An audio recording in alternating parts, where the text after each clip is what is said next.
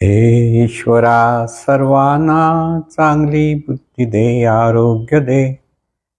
सर्वांना सुखात आनंदात ऐश्वर्यात ठेव. सर्वांचं भलं कर, कल्याण कर, रक्षण कर. आणि तुझे गोड नाम मुखात अखंड राहू दे. सद्गुरुनाथ महाराज की जय. सद्गुरु पै माऊली मातोश्री माई यांना प्रथम कृतज्ञपूर्वक वंदन. आणि आपण सर्व सद्भक्त सत्श्रोते हो, आपणा सर्वांना आदरपूर्वक नमस्कार. आज सोमवार आणि आपलं जे चिंतन आहे ते म्हणजे चला आपण सारे आनंदाने जीवन जगूया. आज एक प्रश्न आलेला आहे, पुण्याचे शेलार म्हणून त्यांनी पाठवलेल्या व्हॉट्सॲपवर. त्या अंगाने थोडंसं आपण चिंतन करू. त्यांचा प्रश्न असा आहे की जर का सद्गुरूंनी पाप पुण्य ह्या खुळ्या कल्पना आहेत असे सांगितलं आहे, तर मग आपण त्या कल्पनांचा विचार का करायचा? आपण अनेक वेळेस त्याला पुढे पुढे अनेक कल्पना सांगून आपल्या मनाचे समाधान करत असतो. मग हे समाधान कशासाठी करायचे? दुसऱ्याच्या वाईट कर्माचा परिणाम आपल्या जीवनात होत असेल तर त्याला त्या ठिकाणी आपण कसे वागावे? शेलार भाऊ, पाप पुण्य ह्या कल्पना नाही आहेत, तर अनेक ज्यावेळेला आपण पाहतो समाजामध्ये ते कशाला पाप म्हणतात आणि कशाला पुण्य म्हणतात हे त्यांना कळत नाही, असं महाराजांचं म्हणणं आहे. आपण कर्मकांडात्मक काही गोष्टी करतो, त्यात आपण पाप आणि पुण्य आहे असं समजतो. ते सद्गुरूंना तसं नाही हे सांगायचं आहे. पाप आणि पुण्य नेमकं काय कळलं पाहिजे. पाप आणि पुण्य आहेच. कर्मसिद्धांत हा पाप पुण्याच्या अधिष्ठानावरच आहे. देवाला हार घातला तर पुण्य मिळालं, उपास केला तर पुण्य मिळालं, उपास सुटलं तर पाप झालं, ह्या खुळ्या कल्पना आहेत. लक्षात घ्या. मग कशाला पाप म्हणायचं आणि कशाला पुण्य म्हणायचं हे सर्वसाधारण माणसांना कळत नाही. परंपरेने कर्मकांडाच्या नावाखाली आपण खूप मोठं काही पुण्य कमवतो आहोत असं लोकांना वाटतं. आणि त्यामुळे त्या लोक ज्या खोड्या कल्पनांना पाप पुण्य समजतात त्यावर सद्गुरूंनी प्रहार केला आहे. समजून घ्या विषय बरोबर. आपण जे कर्म करतो त्या कर्माचा सूक्ष्म ठसा आपल्या अंतर्मनात अत्यंत सूक्ष्मपणे वास करतो. पाप आणि पुण्याची व्याख्या जी महाराजांनी सांगितली व्यवस्थित समजून घ्या. प्रत्येक माणूस जो कर्म करतो त्या कर्माचा सूक्ष्म ठसा अंतर्मनात अत्यंत सूक्ष्मपणे वास करतो. आणि तो जो सूक्ष्म ठसा आहे तोच पाप किंवा पुण्य असतं. आणि अनुकूल काळाची आणि संधीची प्रगट होण्यासाठी वाट पाहत असतो. आणि त्याप्रमाणे ते पाप पुण्य आपल्या जीवनात प्रगट होतं. ते अशुभ प्रारब्ध किंवा शुभ प्रारब्ध, अशुभ नियती किंवा शुभ नियती या अंगाने आपल्या जीवनात सतत येत असतात. म्हणजे आपल्या वाट्याला येणाऱ्या सगळ्या परिस्थिती, निराळे प्रसंग, निराळ्या व्यक्ती, घटना, ह्या सगळ्या गोष्टी आपल्या ठिकाणी जे पाप आणि पुण्य आहे प्रत्येकाच्या ठिकाणी, ते जे पाप आणि पुण्य वर येतं, पुण्य वर आलं की चांगल्या गोष्टी घडतात, पाप वर आलं की वाईट गोष्टी घडतात. आणि हा सिद्धांत आहे, कर्मसिद्धांत आहे. ही खुळी कल्पना नाही आहे, परत लक्षात ठेवा. आणि म्हणून सत्कर्मातून पुण्य निर्माण होतं आणि दुष्कर्मातून पाप निर्माण होतं, हा सिद्धांत आहे. लक्षात घ्या. आपण कळत नकळत जी नकारात्मक द्वेष, मत्सर, असूया, मोह, मद ह्या अंगाने किंवा क्रोध ह्या अंगाने जेव्हा आपण कर्म करत असतो त्याच्यातून पाप निर्माण होतं. आणि ते पाप जर पूर्वायुष्यात केलेलं पाप असेल तर ते पाप म्हणजे संचितात राहतं. ते पाप ते आत्ताच्या काळात कुठेतरी वाईट परिस्थिती, वाईट घटना ह्या रूपाने आपल्या वाट्याला येतं. त्याच विरोधात जे आपण चांगलं सत्कर्म केलेलं आहे तर त्याचाही सूक्ष्म ठसा आपल्या संचितात असतो. त्याला संचित म्हणतात. पाप पुण्याचा गाठोडं जे म्हणतात त्याला संचित म्हणतात. प्रत्येक माणूस आपल्या स्वतःबरोबर म्हणजे जन्माला येतो तेव्हा त्याच्याबरोबर एक गाठोड असतं आणि ते गाठोड म्हणजे संचिताचं गाठोड असतं. त्यामध्ये पाप आणि पुण्य हे त्या माणसाला वाट्याला येणाऱ्या गोष्टी आहेत. त्याच्यातून चांगली परिस्थिती आली तर त्याला आपण शुभ प्रारब्ध म्हणतो पूर्वायुष्यातलं असेल तर. आणि आत्ताच्या कर्मातून जेव्हा आपण काही कर्म चांगलं कर्म करतं पुण्यात्मक कर्म होतं आणि त्यातून आपल्याला चांगली परिस्थिती वाटायला येते. पाप म्हणजे वाईट कर्म केलं तर ते पापात्मक ठरल्यामुळे ते पाप आपल्या वाट्याला अशुभ नियती घडवून म्हणजे शुभ नियती शुभ प्रारब्ध, अशुभ नियती अशुभ प्रारब्ध, ह्या सगळ्या गोष्टी प्रत्येकाच्या जीवनात घडत असतात. आणि म्हणून हा कर्मसिद्धांत व्यवस्थित लक्षात घ्या. खुळ्या कल्पनांना पाप पुण्य नका समजू. आपण सगळे तीर्थयात्रेला जातो, देवाकडे जातो, देवळात झालं मी खूप पुण्य मिळालं अशी कल्पना आहे लोकांची. पण तिथे जाताना आपण जर कोणाला वाईट बोललो, दुखावणारं बोललो तर ते पाप आपल्या संचितात जाऊन बसतं आणि तेच पाप पुढे आपल्याला अशुभ नियती म्हणून आपल्या वाट्याला येतं. तेच त्याच्या विरोधात जर आपण सत्कर्म केलं असेल तर त्याचेही परिणाम आपल्याला शुभ नियतीच्या रूपाने वाट्याला येतात. म्हणून माणसाने कर्म करताना सावध राहिलं पाहिजे. लक्षात ठेवा, कर्म महत्वाचं आहे.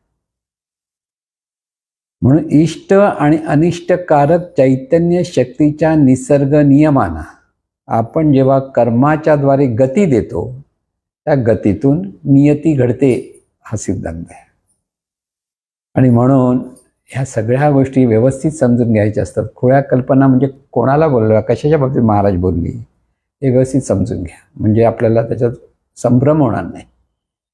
आपल्याकडनं सतत सत्कर्मच झालं पाहिजे हा त्याच्या मागचा उद्देश आहे की सत्कर्मातून पुण्य निर्माण होतं आणि हे पुण्य आपल्या वाट्याला चांगल्या चांगल्या गोष्टी प्राप्त करून देत असतं.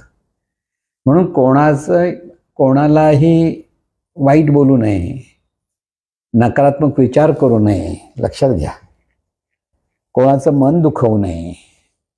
आपल्याकडनं जेवढी शक्य असेल तेवढी मदत इतरांना आनंद देण्याचा आपण प्रयत्न केला पाहिजे. म्हणून तर हा विषय आपण दिला, चला आपण सारे आनंदाने जीवन, मला आनंदाने जीवन जगायचं अशी सर्वसाधारण लोक म्हणतात, मला आनंदाने जीवन जगायचं. मला आनंदाने जीवन जगायचं तेव्हा आपल्याला इतरांचा विचार नसतो आणि माझ्या आनंदासाठी मी इतरांना दुःखही द्यायला बागेपुढे बघत नाही. अशी बऱ्याच गोष्टी लोकांचा स्वभाव तयार झालेला असतो आणि त्याच्यातूनच त्यांच्या जीवनामध्ये अनिष्ट घटना घडतात. म्हणून सर्वांना आनंद मिळाला म्हणजे आपण सारे आनंदाने जीवन जगूया हा भाव असेल तर ती पुण्यात्मक गोष्ट आहे. आपल्याबरोबर सर्व आनंदित जीवन जगले पाहिजेत आणि त्यासाठी आपल्या बाजूने आपण सतत लोकांच्या भल्याचाच विचार केला पाहिजे. म्हणून सर्वांचं भलं व्हावं की सर्वांचं भलं झालंच पाहिजे ही इच्छा आपल्या मनामध्ये सतत असली पाहिजे. कोणतीही कृती, कोणतेही कर्म हे इतरांच्या हिताच्या विचारातून की इतरांचं हित व्हावं या भावातून जे होतं तर ते सत्कर्म असतं आणि ते सत्कर्म त्या व्यक्तीच्या जीवनात संचितामध्ये पुण्यरूपाने साठवलं जातं. म्हणून दिव्य बँकेचा सुद्धा सिद्धांत महाराजांनी त्या अंगाने मांडलेला आहे की प्रत्येकाच्या संचिता म्हणजे ह्या दिव्य बँकेमध्ये पाप आणि पुण्य असे दोन, आपण जसे पैसे जमा करतो बँकेत तसे पाप पुण्य आपल्या ह्या दिव्य बँकेत जमा होत असतं. आणि आपण ज्या पद्धतीचं चिंतन करतो तो चिंतनाचा चेक आपण ज्या दिव्य बँकेत पाठवतो आणि त्या चिंतन म्हणजे शुभचिंतन केलं तर पुण्यावर येतं आणि पुण्यातून आपल्याला वाटेला शुभ प्रारब्ध शुभ नियती येते. आणि तेच जर आपण अनिष्ट चिंतन करत असू, नकारात्मक चिंतन करत असू तर ते चिंतन आपल्याच संचितातले पापवर खेचून घेतं आणि ते पाप आपल्या वाट्याला जर ते पूर्वायुष्यातलं असेल तर अशुभ प्रारब्ध म्हणून वाट्याला येतं, आत्ताच्या काळातलं असेल तर ते अशुभ नियती म्हणून वाट्याला येते. म्हणून प्रारब्ध आणि नियती या महाशक्ती आहेत आपल्या जीवनामध्ये. शुभ प्रारब्ध आणि शुभ नियती ज्याच्या जीवनात भरपूर आहे म्हणजे ज्याच्यात पुण्य भरपूर ते शुभ प्रारब्ध आणि शुभ नियती त्याच्या वाट्याला भरपूर असेल तर त्याच्या जीवनामध्ये तो सहजपणे आनंदाने जीवन जगायला लागतो. आणि हे सहजपणे आनंदाने जीवन जगण्यासाठी म्हणून ह्या सगळ्या लक्षात ठेवायच्या. म्हणून इतर कोणी त्रास देत असेल तर आपण कसं वागावं, आपण त्यांना त्रास होईल असं वागू नये हे साधं कळलं पाहिजे. संत कधी दुसऱ्याने त्रास दिला म्हणून त्याला उलटा त्रास द्यायला धावले नाहीत, म्हणून तर ते संत आहेत. सर्वसाधारण माणूस आपल्याला कार्य म्हटलं किंवा आपल्याला अरे म्हटलं तर आपण त्याला कार्य म्हणतो. प्रतिक्रिया पटकन द्यायला तयार असतो आणि या पटकन दिलेल्या प्रतिक्रियेतून आपण पाप निर्माण करतो हे आपल्याला कळत नाही. समोरचा माणूस त्रासदायक असेल तर एवढंच एक लक्षात ठेवा, त्याचं भलं व्हावं ही मनात भावना सतत असावी. त्याचं कर्म त्याच्याकडे, एक लक्षात ठेवा. त्याच्या कर्माचा शिक्षा द्यायला तुम्हाला अधिकार नाही. निसर्ग नियमाप्रमाणे त्याला काय मिळायचं तर मिळेल, पण त्याचं भलं व्हावं एवढंच विचार करावा लागतो. म्हणून जीसस क्राइस्टच्या हातामध्ये खिळा ठोकत असताना सुद्धा त्यांच्या मुखातून देवा यांचं भलं कर हा शब्द आला. हे काय करतं त्यांना कळत नाही म्हणाला, परमेश्वरानं माफ कर म्हणाले. आपल्याला कोणीतरी चिमटा काढला तर आपण आणखीन मोठ्या चिमटा काढायला धावतो. हेच तर जीसस क्राइस्ट आणि आपल्यामध्ये फरक आहे. म्हणून पाप आणि पुण्य हे सत्कर्मातून निर्माण होतं. म्हणून कोणीही आपल्याला त्रास दिला तर त्याच्यावर परत आपण अशी प्रतिक्रिया देता कामा नये की आपण त्याला अधिक जास्त त्रास देऊ. आपल्याला असं वाटतं त्याने एक थपाटा मारला तर मी त्याला 2 धपाटे मारेल. पण असं नाही म्हणत, त्याने मला जर 50 रुपये जर दिले असते तर मी त्याला पुढच्या 100 रुपये देईन. तिथे नाही, तिथे तसं नाही म्हणत. आणि म्हणून हे लक्षात ठेवायची, आपली वृत्ती आपल्याला सुधारायचं, आपला स्वभाव सुधारायचा आहे. आपली प्रतिक्रिया करण्याची जी वृत्ती आहे आपली, तिच्यावर आळा घालता आला पाहिजे. म्हणून कर्म करताना सावधपणे कर्म करा असं महाराज नेहमी सांगायचे. आणि त्या कर्मातूनच पाप पुण्य निर्माण होत असतं आणि पाप पुण्य हे सतत निर्माण होतं, सतत निर्माण होतं. म्हणून सतत पुण्यच निर्माण झालं पाहिजे, इथे आपलं सतत लक्ष असलं पाहिजे. म्हणून इतरांनी जर त्रास दिला असं म्हटलं तरी त्रास दिला तर दुसऱ्याच्या वाईट कर्माचा प्रण आपल्या जीवनात होत असेल तर त्या ठिकाणी आपण कसं आहे तिथे शहाणपणाने वागता आलं पाहिजे. ती जी परिस्थिती आहे त्याला तोंड कसं देता येईल ह्याचा विचार केला पाहिजे. त्याचा आपल्याला त्रास होतोय तर त्याच्यातून आपण कसं लांब राहता आलं पाहिजे, किती जवळ जाता आलं पाहिजे, हे सगळं कळलं पाहिजे. पण त्या व्यक्तीबद्दल द्वेष मत्सर असता कामा नाही, त्याच्याबद्दल त्याला वाईट बोलता कामा नाही. इथे हा बोध आहे तो जर व्यवस्थित समजला आपल्याला तर आपण त्यांना माफ करू शकतो. माफ करण्यात मनाचा व्यापकपणा आहे, माफ करता आलं पाहिजे. जीसस क्राइस्ट कसे म्हणाले, देवा ह्यांना क्षमा कर म्हणाले. म्हणजे मी क्षमा करतो हाही भाव नाही, परमेश्वराने त्यांना क्षमा करावी, कारण ते मी पण नव्हतं त्यांच्याकडे. लक्षात आलं? आपल्याला माफ करायचं म्हणजे मला नाही माफ करायचं आहे, परमेश्वर ह्यांना माफ कर म्हणा. म्हणजे इथे मी पण आपण बाजूला जातो. आपलं चुकलं तर तिथे समोरच्या व्यक्तीकडे जाऊन परत माफी मागता पण आली पाहिजे. तेवढं हिंमत पाहिजे आपल्याला माफी मागता येत नाही. आणि आपण माफी केली का माफ तरी समोरचं ऐकेलं असंही नाही. समोरचं ऐको का न ऐको, तो आपलं मन आपण स्वच्छ करायचं आहे. आणि त्यामुळे दुसऱ्यांचं काही चुकत असेल तर परमेश्वर ह्यांना क्षमा कर म्हणायचं. आपलं काही चुकलं असेल तर आपण अगदी मनापासून माफी मागायची असते. इथे मनाचं स्वच्छ मन होतं, इथे मनाचा निर्मळपणा निर्माण होतो. इथे कोणाही जीवाचा न घडो मत्सर, वर्म सर्वेश्वर पूजनाचं हे घडतं. कोणाही बद्दल वाईट विचार नाही. जग म्हटलं की द्वंद्वात्मक जग आहे, नेहमी लक्षात ठेवायचं. चांगलं आणि वाईट 2 अंगाने जगामध्ये सगळ्या गोष्टी आपल्याला वाटायला येत असतात. परिस्थितीनुसार काही चांगल्या असलेल्याच गोष्टी पुढच्या परिस्थितीत वाईट पण ठरू शकतात, हे तितकंच लक्षात ठेवा. म्हणून प्रत्येक गोष्ट ही परमेश्वराचीच आहे, त्याचीच निर्मिती आहे. आणि त्या निर्मितीमुळे त्या परमेश्वराच्या स्मरणात आपलं प्रत्येक कर्म आपलं व्हायला पाहिजे. खरा कर्मयोग जो म्हणतो तो मी करता नव्हे, हे सर्व परमेश्वरामुळे कार्य चाललं आहे. आणि हे परमेश्वरामुळे कार्य चालल्यामुळे त्या स्मरणामधून लोकांच्या हिताचाच विचार आपल्याकडे असला पाहिजे की आपल्यामुळे कोणाला त्रास होणार नाही ना, हा विचार करा. आपल्यामुळे सर्वांना आनंद मिळेल तर अतिउत्तम अवस्था असते. पण एखाद्या वेळेला आनंद देता येत नसेल तर कमी कमी दुःख तरी देऊ नका, त्रास तरी देऊ नका, असं महाराज नेहमी सांगायचे. की तिथे आपलं कर्म सुधारलं पाहिजे.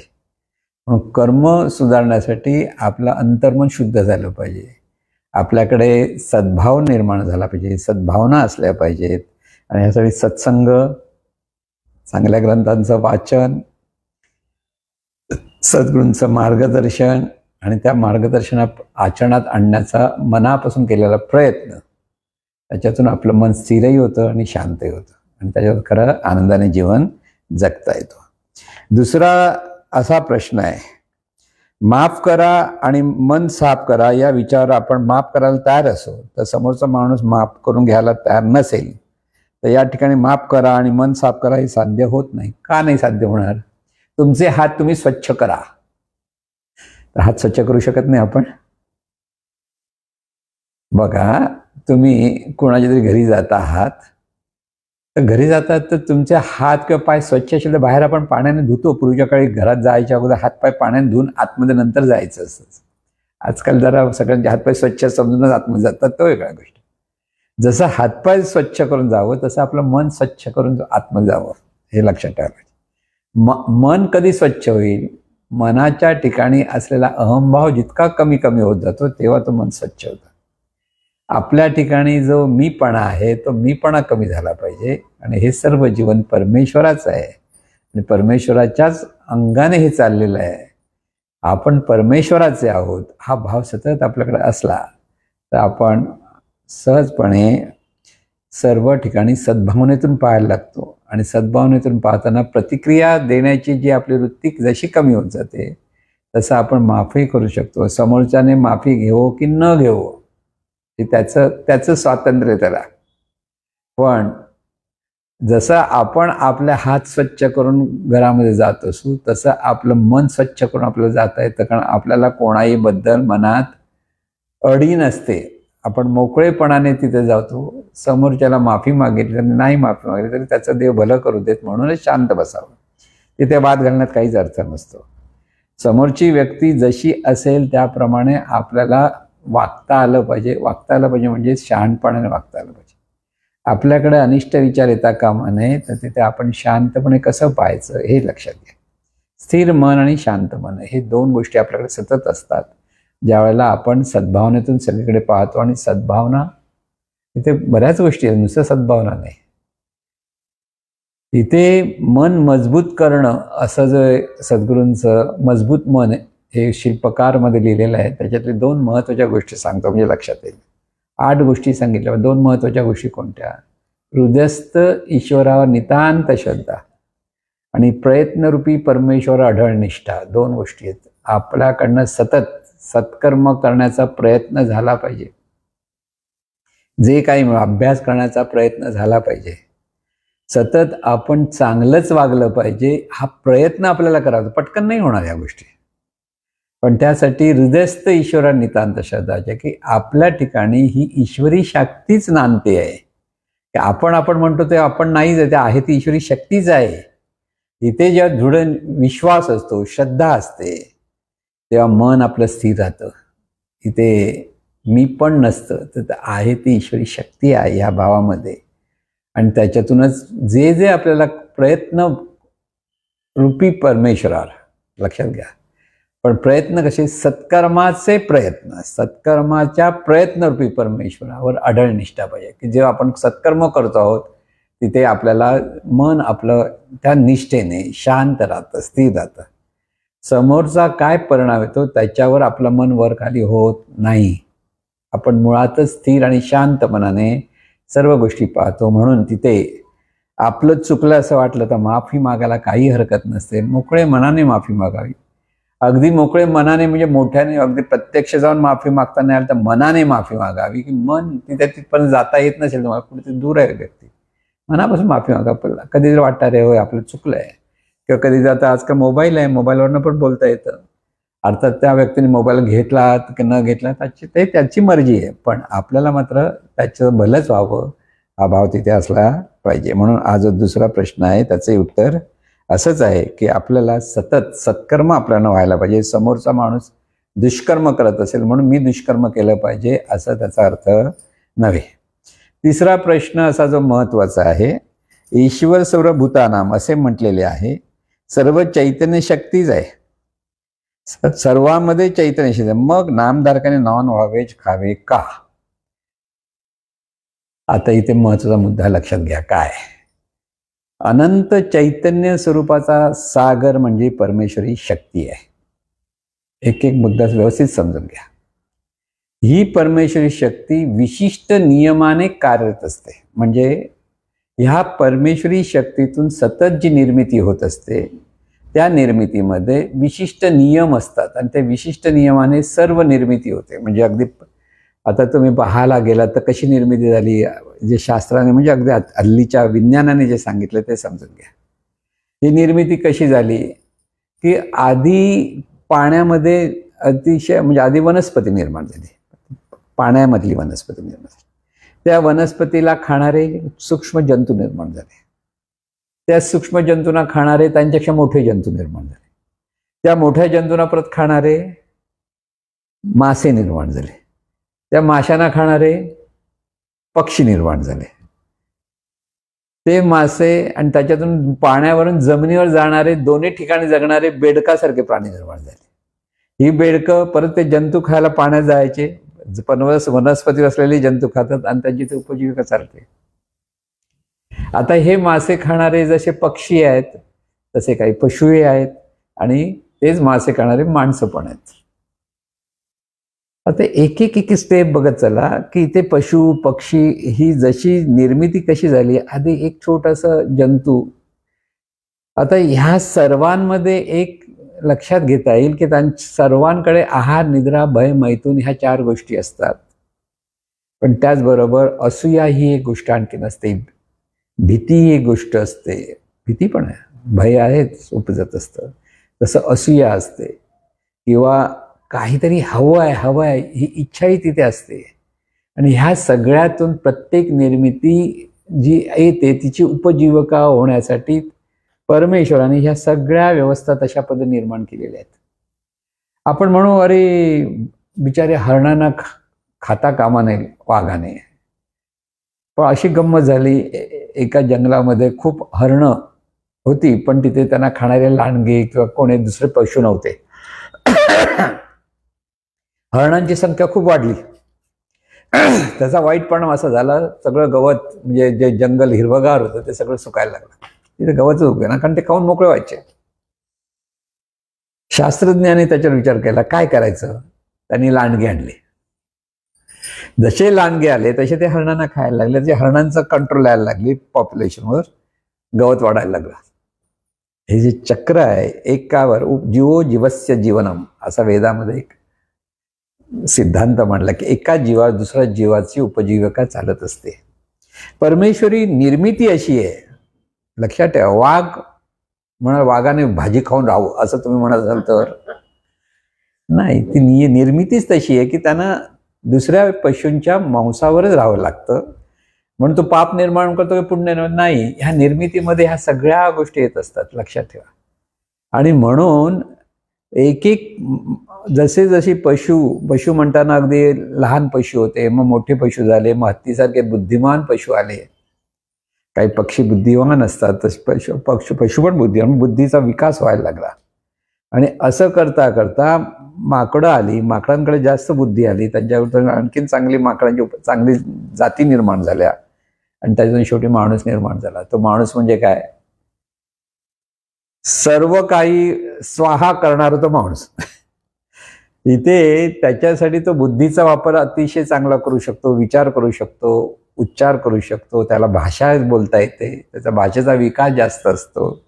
आणि ही सगळी निर्मिती ही एका बाजूने तयार होत असताना प्रत्येक निर्मितीसाठी परमेश्वराची ही व्यवस्थाच आहे की त्यांच्यासाठी ते अन्न तिथे निर्माण केलेलं असतं.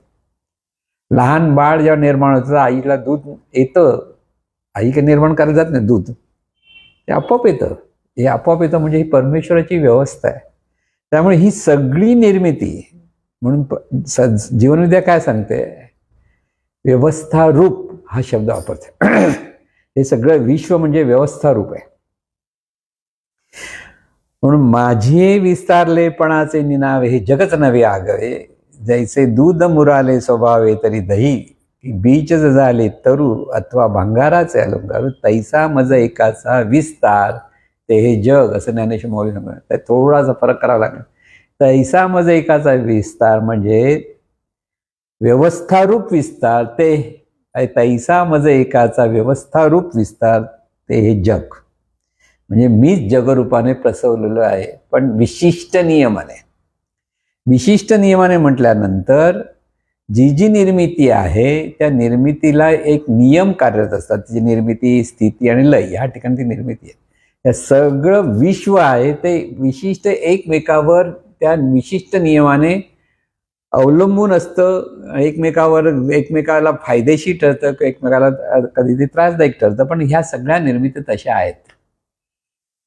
आता हे जर लक्षात आलं तर भाजीपाल्यामध्ये पण चैतन्य आहे हो. मग चैतन्य भाजीपाला चैतन्य खायचंच नाही असं ठरवलं तर काय करावं? मराल. कारण व्यवस्था रूप आहे, तुला काहीतरी खाल्लं पाहिजे तर तू जगणार. ही माणसासाठी व्यवस्था आहे. आणि म्हणून प्रत्येकाने काय खावं आणि काय खाऊ नये हे ज्याचं त्याच्या लहानपणापासून संस्कारावर अमुकच खा असा आग्रह जीवनविद्या कधीच करत नाही. तुम्हाला जे पचेल, ज्याच्यातून तुमची शरीर प्रकृती चांगली राहील, तुम्हाला त्याचा त्रास होणार नाही, ती गोष्ट तुम्ही खाऊ शकता. म्हणजे आपण म्हणतो नेहमी हेल्दी खावं, चांगल्या गोष्टी, अन्नग्रहण हे चांगलं पूरक पोषक असेल, पोषण करणार असेल ते खावं. आणि ते जे खाणार असेल तर त्याच्याप्रमाणे तुमची शरीर प्रकृती चांगली राहते. रामकृष्ण परमहंस, ज्यांना परमहंस असं म्हटलं जातं, ते बंगालचे असल्यामुळे नदीच्या किनारे राहिल्यामुळे त्यांना मासे खाल्ल्याशिवाय त्यांचं जेवण जातच नाही. पण ते परमहंस होते. संतांमधली परमहंस म्हणजे एक उच्च पदाची अवस्था असते. म्हणजे बंगालचे जे संत आहेत बरेचसे ते मांसाहारी आहेत, म्हणजे मासे खाणारे आहेत. असे अनेक संत आहेत. आपण ज्यांना प्रभू रामचंद्र म्हणतो, कृष्ण म्हणतो, हे सगळे क्षत्रिय आहेत, ब्राह्मण नव्हते. आणि क्षत्रिय हे काय जेवतात काय जेवतात तिथे वर्णन नसलं तरी क्षत्रिय हे मांसाहार करू शकतात किंवा मांसाहार करत असतात हे लक्षात घ्या. भुकेसाठी जर तुम्ही एखाद्या पशुला मारला आणि खाल्लं तर त्याला पाप होत म्हणतात भुकेसाठी, की तुमचं जागण्यासाठी तुम्ही ते केलं तर हरकत नाही. पण प्रभू रामचंद्राने सोन्याची ते हरण होतं, ते सोन्याचं हरणाची चामडी मिळावी म्हणून जर मारलं असेल तर ते पापात्मक होतं, ते भुकेसाठी नव्हतं मारलेलं. लक्षात घ्या. म्हणजे प्रभू रामचंद्रांच्या ठिकाणी तुम्ही जर विचार केलात तर प्रभू रामचंद्राने हरणाला मारायची, ते मारीच राक्षस होता वगैरे त्या नंतरच्या गोष्टी, पण प्रभू रामचंद्र ते हरिण म्हणून त्याच्या मागे धावत गेले. कारण सीतेला ते सुवर्ण कांती आवडली होती आणि त्यासाठी सीतेने सांगितलं. असं जरी सांगितलं तरी प्रभू रामचंद्र जे ह्या पद्धतीनं मारणार असेल हरणाला तर चुकीचं ठरलं असतं. पण ह्या सगळ्या गोष्टींचा तुम्ही विचार करायचा असतो की हे सगळं विश्व नियमाने चाललेलं आहे. आणि नियमाने चालल्यामुळे तुमचं मन किती स्वच्छ आहे आता हे लक्षात घ्या.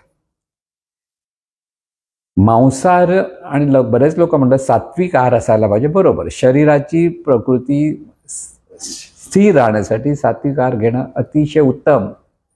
पण लहानपणापासून जे मांसाहार करत असतील त्यांना ते जमणारं नसतं आणि ते त्यामुळे त्यांचं मन सतत तिकडे ओढावत राहील तर त्यांचं बाकीचं ज्ञान घेण्याच्या मागे लक्षच लागणार नाही.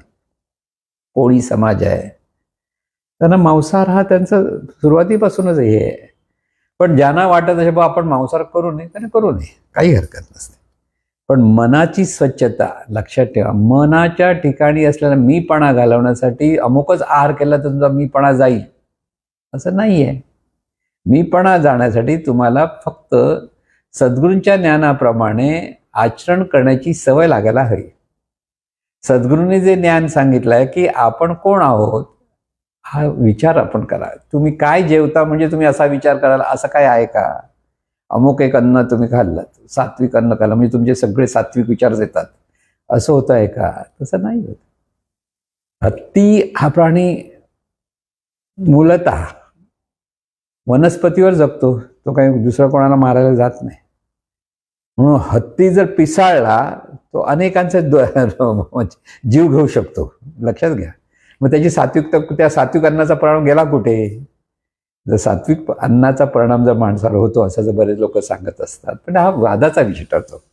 आपल्याला एवढंच सांगायचं आहे, ज्याला जे जमेल, ज्याला जे पचेल ते त्याने खावं. फक्त दुसऱ्याच्या तोंडातला घास आपण खाऊ नये, लक्षात ठेवा.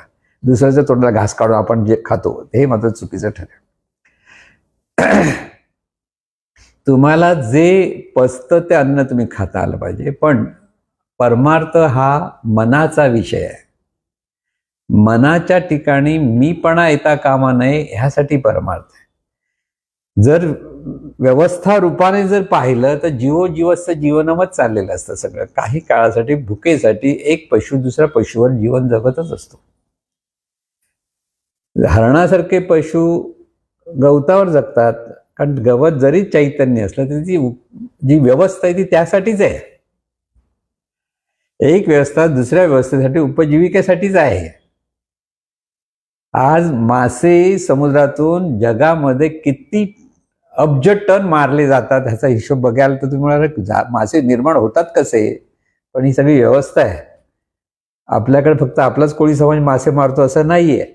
जगामध्ये चांगल्या मोठमोठ्या बोटी घेऊन खोल समुद्रात जाऊन अनेक टनाने मासे मारले जातात, तरी सुद्धा मासे संपत नाहीत, कारण ती व्यवस्थाच तशी आहे. हे सगळंचे चक्र, जीवनचक्र, हे जीवनचक्र असं चाललेलं असल्यामुळे आपल्याला एवढंच लक्षात आहे, सर्वांचं भलं व्हावं, कल्याण व्हावं हाच विचार. सर्वत्र चैतन्य आहे आणि हे सर्व चैतन्य आहे, तिथे प्रत्येक रूपासाठी विशिष्ट नियम आहेत. त्या नियमातून तुम्ही जीवन जगता आलं पाहिजे. मनुष्य म्हणून जो आपला देह आहे, या मनुष्य देहाला तुम्हाला वाटलं बाबा आहार मांसाहार नाही करा, नका करू, आग्रह कोणीच कोणाला करायचा नाही. तुम्ही शाकाहार जेव्हा बरं वाटतं ना, शाकाहार घ्यायला हरकत नाही. पण ज्याला जी खाण्याची सवय असेल तो थोड्या दिवसांनी बघा आपोआप तिथे वळायला लागतो. पण ज्याने खरोखर मनापासून ठरवलं नाही खायचं, नाही खायचं, चांगली गोष्ट आहे, काही हरकत नाही. श्रीकृष्ण फक्त लोणीच खात होता का हो? लोणी खातं म्हणून दाखवलं होतं, सगळीकडे गोष्टी त्याच्या लोण्याच्या सांगितल्या, पण तो कधी आयुष्यभर जन्मभर लोणीच खात राहिला का? नाही तसं होत. फक्त त्याबद्दल तिथे वर्णन कुठे असतील ते आपल्याला माहित नाही, म्हणून आपल्याला माहित नाही सगळ्या गोष्टी. जर क्षत्रिय माणूस असेल तर क्षत्रिय हा पूर्वी मांसाहारच करायचे. म्हणून ह्या सगळ्या गोष्टी लक्षात ठेवा की इथे मांसाहार की शाकाहार ह्या वादात पडू नका. तुम्हाला जे जमेल ते खावं. जे शाकाहारी आहेत त्यांनी शाकाहार घ्यावा, ज्यांना मांसाहार लागतोच त्यांनी मांसाहार घ्यावा, ज्यांना शाकाहार मांसाहार दोन्ही चालतं त्यांनी दोन्ही खावं. पण ह्याच्याही पलीकडे खरा परमार्थ कशात आहे? खरा परमार्थ आपल्या ठिकाणी जो मीपणा आहे, अहंकार आहे, जो देहभाव आहे, तो बाजूला गेलण्यासाठी ज्ञानातून अभ्यास करता आला पाहिजे. त्यासाठी सद्गुरूंनी सांगितलेल्या वेगवेगळ्या साधना, नामस्मरण, तिथे आपलं जितकं मन रमायला लागतं तसं तसं हळूहळू आपला हा देहभाव आणि देहभावातून असलेली आसक्ती सगळ्या गोष्टीची कमी होते. जे आपल्याला वाटायला येतं ते आपण स्वीकारायला लागतो आणि आनंदाने जीवन जगायला लागतो. म्हणून सर्व अंगाने विचार करा. कर्म सत्कर्मच झालं पाहिजे. पण सत्कर्म म्हणजे काय? मनुष्य म्हणून आपण जी समाज आहोत, मनुष्य जाती ज्याला आपण शब्द, तिथे एकमेकाबद्दल भेदभाव करणं हे पाप आहे. एकाच मानवी देहाची ही सगळी ज्या जाणीव आहेत त्यांनी एकमेकाला सांभाळून पुढे पुढे घेऊन जाणं, त्यांना आनंद देणं हे पुण्य आहे. आपण जिथे ज्या घरात राहतो की ज्या समाजात राहतो त्यांच्याबद्दल कृतज्ञता व्यक्त करणं, त्यांच्यामुळे आपण आनंदाने आहोत, परमेश्वरामुळे आपण जीवन जगतो, ही कृतज्ञता असली की ते पुण्य आहे. म्हणून सत्कर्म हेच पाहिलं जातं. बघा एक गोष्ट समजा, ज्ञानाच्या खूप मोठ्या गोष्टी केल्या आणि पण आचरणातून आपण जर वाटला हा माणूस त्याप्रमाणे वागत नसेल तर ते आचरण म्हणजे ज्ञान नुसतं बोलण्यापुरती असेल आणि आचरणात ते नसेल तर त्याचा काही उपयोग नाही. ज्ञानातून आचरण झालं पाहिजे. परत लक्षात, ज्ञानातून आचरण नाही झालं तर मात्र ते ज्ञान फुकट गेलं म्हणून समजा. म्हणजे नुसतं शब्दज्ञान उपयोगाचं नाही, तर तिथे आपलं आचरण तसं झालं पाहिजे. इथे माणसाने सावधपणे पाहिलं पाहिजे. खातोच काय खात काय नाही ह्याच्यापेक्षा मी आचरण कसं करतो. आपण मनाने लोकांना दुखावतो हाच मोठी हिंसा असते. वेडवाकडं बोलतो, टोचतो, मनाला त्रास देतो इतरांच्या बोलताना, ही मोठी हिंसा आहे. तुम्ही काय खाता नाही खाते ते हिंसा म्हणत नाही मी. हिंसा आणि अहिंसा म्हणताना महाभारतामध्ये माणसाने माणसांना मारणं ही सर्वात मोठी हिंसा होती. पशु मारणं वेगळं आणि माणसाने माणसाला मारणं वेगळं आहे.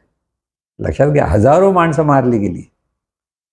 ही केवढी मोठी हिंसा होती. ही काही पुण्यात्मक गोष्ट होती का? नाही. म्हणून अर्जुनाला आपण आपल्या आजोबांशी कसं लढणार, गुरूंशी कसं लढणार, इथे त्याच्या मनाची द्विधा मनस्थिती झाली आणि त्यांचं तो अतिशय निराश झाला आणि मला युद्ध करायचं नाही म्हणायला लागला. आणि त्यावेळेला कृष्णाने भगवद्गीता सांगितली. आणि भगवद्गीतेमध्ये सांगताना तू कोण मारणार आहेस? तू मारणार नाहीस कोणाला, जे त्या आपल्या कर्माने मारणार आहेत. लक्षात ठेव, प्रत्येकाचं कर्म आहे आणि त्या कर्माप्रमाणे प्रत्येकाची मृत्यू आहे. आणि ते हे सगळं वैश्विक नियमाने चाललेलं असतं. म्हणून मी कोणतरी मारणार आहे, मी आज काढा म्हणून जर तुला वाटत असेल, तसं काही नाही आहे. तुझं कर्तव्य तू कर. त्या वेळेला तुझं जे कर्तव्य आहे ते तुला केलं पाहिजे. आणि ते कर्तव्य का, की दुर्योधनासारखं अहंकारी माणूस जर राज्य कारभार करायला लागला तर लोकांना त्रासच देणार होता. आणि त्यासाठी सज्जन माणूसच राज्यावर यायला पाहिजे होतं, म्हणून ते युद्ध होतं. जागा मिळवण्यासाठी युद्ध नव्हतं. श्रीकृष्ण तुझी प्रॉपर्टी मी तुला मिळवून देतो त्यासाठी तो आलेला नव्हता. त्याला ज्ञानातून लोक सुखी कशी झाली पाहिजेत ह्यासाठी त्यांनी भगवद्गीता सांगितली. म्हणून आपलं आचरण कसं असलं ते सांगितलंय. म्हणून भगवद्गीतेचं प्रत्येक वाक्य पण आपल्याला व्यवस्थित समजून घेता आलं पाहिजे. म्हणून परमार्थ म्हणून श्रीकृष्णाने एक स्पष्ट सांगितलेले आहेत प्रत्येक गोष्टी. आपण जे भेदभाव करतो ते भेदभाव श्रीकृष्णाने कधीच मान्य केले नाहीये. माझ्यातून सगळ्या जाती निर्माण झाल्या असं म्हटलेलं आहे. जाती म्हणजे काय? प्रकार. आपण हापूस आंबा उच्च जात आहे, उच्च प्रकार म्हणतो ना, उच्च क्वालिटी. हापूस आंबा पायरी आंबापेक्षा कमी म्हणतो, तर तोतापुरी आंबा आणखीन कमी म्हणतो. म्हणजे आपल्या दृष्टीने म्हणतो, असं काही नाही. म्हणजे ती क्वालिटीला आपण म्हणतो, त्या क्वालिटीप्रमाणे जात हा प्रकार आला. म्हणजेच ज्यांच्याकडे जी मूलतः जे कार्य करतात, मग कार्याप्रमाणे जे कर्म करतात त्याप्रमाणे ते माणसांचे प्रकार तिथे सांगितले घेतले. आणि त्याला लोक जन्मापासून त्याच्यावर स्टॅम्प लावला आणि आपल्याकडे त्याचा उलटा अर्थ लावला आणि त्याच्यात जाती निर्माण झाल्या. खरं म्हणजे सर्व माणसं एकच परमेश्वराची लेकरं आहेत. त्यामुळे प्रत्येकाचा सन्मान करणं, तिथे धर्म जात ह्या भेदभाव न करणं हाच परमार्थ करा. म्हणून जीवनविद्या कधीच कोणाचा बद्दल ह्या धर्माचा, त्या जातीचा, या पंथाचा असं कधी द्वेषभाव करत नाही, दुजेपण करत नाही. आणि म्हणून हेच आपल्याला शिकायचं असतं. म्हणून सर्व अंगाने जीवनाकडे जर आपण पाहायला लागलो तर आपल्याला सर्व परमेश्वराचीच लेकरं आहेत. म्हणजे सर्व जे जे आहे निर्माण, पशु असो, पक्षी असो किंवा माणसं असो, सर्व विश्वाकडे पाहताना ही परमेश्वराची लेकरं आहेत. पण प्रत्येकाला जन्म आणि मृत्यू आहे हेही सत्य विसरता कामा नये. प्रत्येकाच्या प्रारब्धानुसार त्याचा जन्म आहे आणि प्रारब्धानुसार त्याला मृत्यू आहे. तिथे पाप पुण्याचा प्रश्न नाही आहे. कशी अवस्था माणसाला मिळते, कोणत्या अवस्थेत माणूस मृत्यू पावतो, जो त्रासाने मृत्यू पावतो, ते पापात्मक गोष्टी असं आपण म्हणतो. पण ह्या सगळ्यात जास्त गुंतण्यापेक्षा आपण सत्कर्म आणि सर्वांचं भलं व्हावं या बोधामध्ये जीवन जगता आलं पाहिजे. तिथे अशा छोट्या छोट्या गोष्टीत न गुंता, म्हणजे स्पष्ट पहा जीवनाकडे. जे जे आपल्या वाट्याला आलंय तिथे आपण प्रामाणिकपणे ते सत्कर्म करत राहिलं पाहिजे. आणि हीच परमेश्वराची पूजा आहे. कोणाही जीवाबद्दल अनिष्ट चिंता न केता का, म्हणजे सर्व सुखी व्हावेत हाच आपल्याकडे भाव असेल, हीच परमेश्वरी पूजा आहे. आणि म्हणून ह्यातूनच आपल्या ठिकाणी पुण्य अधिक निर्माण होतं. म्हणून पुण्य हे माणसाला अगदी उच्चतम अवस्थेला घेऊन जाऊ शकतं आणि पाप हे अतिशय अधोगती अवस्थेला घेऊन जाऊ शकतं. हे लक्षात ठेवा. म्हणून पाप आणि पुण्य हे सुद्धा कर्मसिद्धांतामध्ये मांडले गेलेले आहेत. कर्मसिद्धांत सांगत असताना प्रारब्धनुसार आपल्याला हा देह मिळालेला आहे हे लक्षात ठेवा. म्हणजे पूर्व आयुष्यातल्या कर्मातून जे पुण्य मिळालं किंवा पाप मिळालं त्याच्यातून देह मिळालेला आहे. आणि हे देह मग प्रारब्ध भोगत असताना आपण पुन्हा जे कर्म करत असतो त्याला क्रियामण म्हणतात. म्हणजे वर्तमान काळात जे कर्म करतो त्याला क्रियामण म्हणतात. ते क्रियामण जर सत्कर्म असेल तर त्याच्यात पुण्य निर्माण होतं आणि ते पुण्य शुभनियती निर्माण करते. आणि जी शुभनियती पुण्य निर्माण नाही करते परत संचिता जाऊन उरतं, फुकट जातच नाही. पुन्हा योग्य वेळेला तेच पुण्य आणखीन चांगल्या गोष्टी आपल्याला प्राप्त करून देतं. तसंच पापात्मक गोष्टीचं असतं. म्हणून असं हे आपलं सगळं जीवन चाललेलं आहे. आपलं जीवनाचा जे आपण चित्रपट पाहायला लागलो तर आपण लहानपणापासून येताना काही चांगल्या गोष्टी खूप घडलेल्या असतात, काही वाईट गोष्टी घडलेल्या असतात आणि त्याच्यातून कसं हे जीवनात आपण पुढे पुढे चाललेलो आहोत आणि कसं आपण कर्म करतो, तिथे सत्कर्म करतो का दुष्कर्म करतो याचा वेध जर घ्यायला लागला तर आपल्याला एक लक्षात येईल आपण जिथे जिथे सत्कर्म केले त्याचे चांगले परिणाम आपल्या वाट्याला आलेले असतात, जिथे जिथे आपल्याकडे दुष्कर्म झाले त्याचे वाईट परिणाम आपल्या वाट्याला आलेले असतात. आणि म्हणून हे सगळं जीवन अशा पद्धतीने पाहता आलं पाहिजे. मीपणातून जीवन जगला तर ते पापात्मक आहे, आता मीपणातून सत्कर्म केलं तर ते पुण्यात्मक आहे, पण मीपणातून जर दुष्कर्म केलं तर पापात्मक आहे. पण जर सगळं जीवन हे चैतन्य स्वरूपाचंच आहे हा भावात केलं तर पुण्यात्मक आहे. चैतन्य स्वरूपाचा हा भाव जो आपल्याकडे असतो तेव्हा आपण कोणाचंही बद्दल अनिष्ट चिंतन करू शकत नाही, कारण सर्वत्र हे चैतन्यच आहे. एकच चैतन्य सर्व रूपारूपातून प्रगट आहे हे सत्य व्यवस्थित समजून घेतलं तर प्रत्येक ठिकाणी समत्वाने पाहता येतं, प्रत्येकाचं भलभाव वाटतं, मनापासून सर्वांचं कल्याण व्हावं वाटतं आणि सर्व सुखी व्हावेत ही सहज भावना आपल्याला निर्माण होते. आणि म्हणून ही सहज भावना निर्माण होण्यासाठी आपल्याला हे सर्व सद्गुरूंचं ज्ञान आचरणात आणण्याचा प्रयत्न केला पाहिजे. त्यासाठी साधना सद्गुरू सांगितल्या सगळ्या साधना आपल्याला पुन्हा पुन्हा करून करून त्याच्यातून आपली सहज ही दिव्यत्वाची भावना किंवा दिव्यत्वाचा भाव आपल्याकडे प्रकट कसा होईल ह्याच्यासाठी प्रयत्न करत राहिलं पाहिजे आणि त्याच्यातून आपलं जीवन आपण आनंदाने जीवन जगू शकतो. असं या आनंदाने जीवन सर्वांनी जगावं ही सद्गुरूचरणी प्रार्थना. हे ईश्वरा सर्वांना चांगली बुद्धी दे, आरोग्य दे, सर्वांना सुखात आनंदात ऐश्वर्यात ठेव, सर्वांचं भलं कर, कल्याण कर, रक्षण कर आणि तुझे गोड नाम मुखात खंड राहू दे. सद्गुरुनाथ महाराज की जय.